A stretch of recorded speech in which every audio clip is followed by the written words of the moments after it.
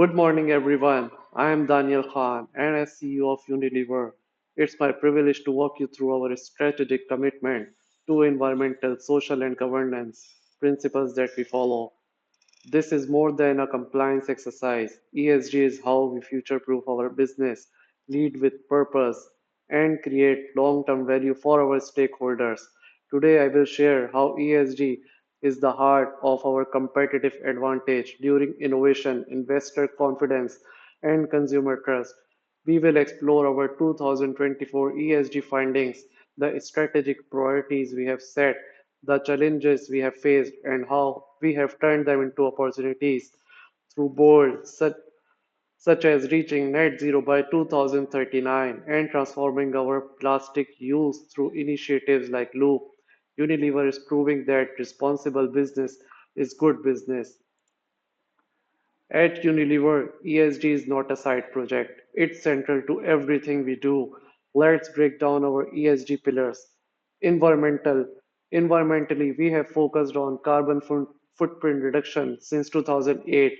That's not a figure we toss around lightly. It represents millions of tons of emissions avoided. 60% of our energy is now sourced from renewables, and 70% of our factories operate with zero waste to landfill. All of our agricultural raw products, tea, soy, palm oil, are sustainability source. Take our work with smallholder tea farmer in Kenya. They operate through satellite tracking and regenerative farming. We have improved yields while preserving soil health. Moving on to social perspective, we have reached 2 million people through community programs and improved health for over a billion through products like Dove and Lifebuoy. I am proud to share that women now make up 50% of our management. Moving on to governance, ESG goals are embedded into executive KPIs, including my own. We comply fully with global frameworks like GRI and SASB and engage stakeholders through regular forums, audits, and reports. However, challenges have been faced by our company as well. First of all, measuring impact across 190 plus countries is really complex. Metrics like carbon reduction or water use vary by geographically and supplier. So, we are investing in AI driven analytics to track emissions, water use, and waste. This has helped to enable real-time adjustments. For instance, in our Indonesia factory, smart meters now help us reduce water use by 18% annually. Secondly, consumer skepticism is also growing. In an era of greenwashing, we must earn trust daily. That's why we offer QR code traceability on brands like Ben and Jerry so customer can see the sustainability journey of each product. We don't just sell the stories, we show proof. Third, profitability trade-offs are for real. For example, switching to composable packaging increased the cost by 8%. However, when seven generations switched, it grew 12% year on year, proving that sustainability pays off. Finally, the regulatory environment is constantly evolving. For example, from Europe's CSRD to India's new EPR laws, we have regional ESG tasks which forces to ensure agility and compliance. Opportunities of ESG marketing are also present. For example, 75% of global consumers are willing to pay more for sustainable products. Our brand, like Love Beauty and Planet, is a textbook case. It grew 17% last year, not despite its ESG messaging, but because of it, transparency and authenticity have drive loyalty. Secondly, in personal care and food segment, ESG-led branding has helped us compete not just on price but both on values. Take Hellmann's. It now sources 100% cage-free eggs globally and has grown its market share in the US and Europe.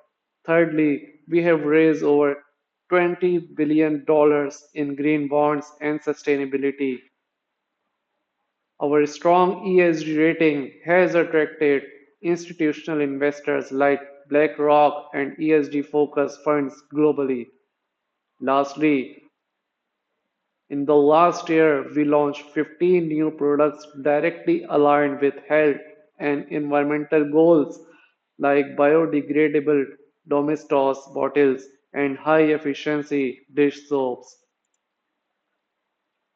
CEO strategic priorities for ESG integration. Being the CEO of the company, my vision is to integrate ESG so deeply that it becomes indistinguishable from our core business strategy.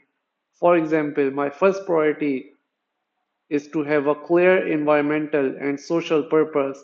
For example, Lifebuoy doesn't clean hands, it reduces disease transmission as well. Our ice cream brand Magnum is now being sourced by Rainforest Alliance certified cocoa, which has benefited thousands of small scale farmers as well.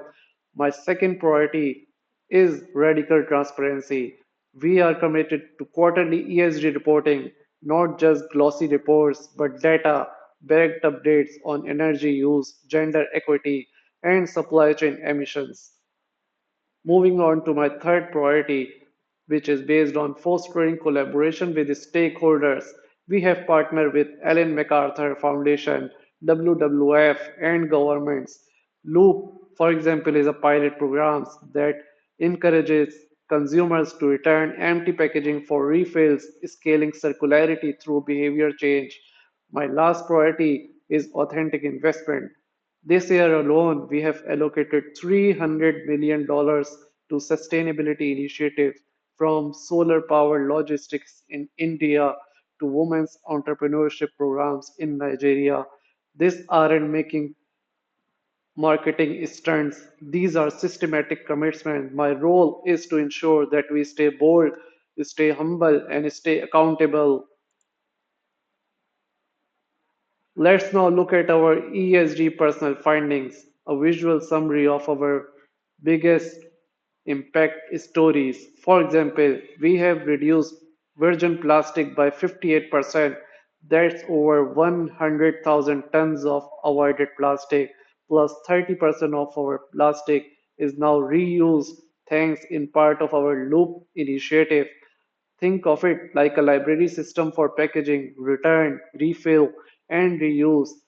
Our work in regenerative agriculture supports 800,000 farmers, equipping them with climate smart practices. In India, for instance, we help rice farmers shift to water saving methods that also increase yields.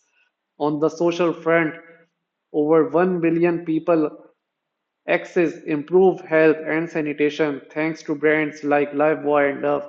Our project Sunlight reached 4 million Brazilians distributing hygiene kits and education in favelas.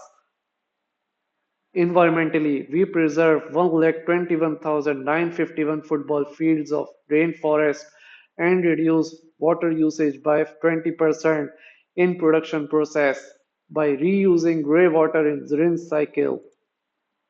Our future outlook is heavily relying on different components. For example, to conclude, we are not perfect, but we are committed. We are using our scale not just to sell more, but to serve better. From transforming plastic use to empowering women, we are here to sell environmental friendly products. The result, a brand that people trust, investors back, and employees are proud to build.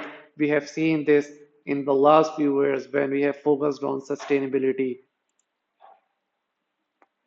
Is there any questions? So yeah, first question is that how does Unilever ensure its ESG claims are credible and not perceived as greenwashing by skeptical consumers? The answer to is that we use third-party audits, QR code traceability, and adhere to GRI, SASB, and TCFD frameworks. We want to lead, not mislead. Second question, with ESG initiatives increasing operational costs, how does Unilever balance sustainability with shareholder profitability? The answer to this is that Yes, 25% of senior leadership bonuses are tied to ESG KPIs covering emissions, inclusion, and supply chain ethics. Thank you very much. That's it.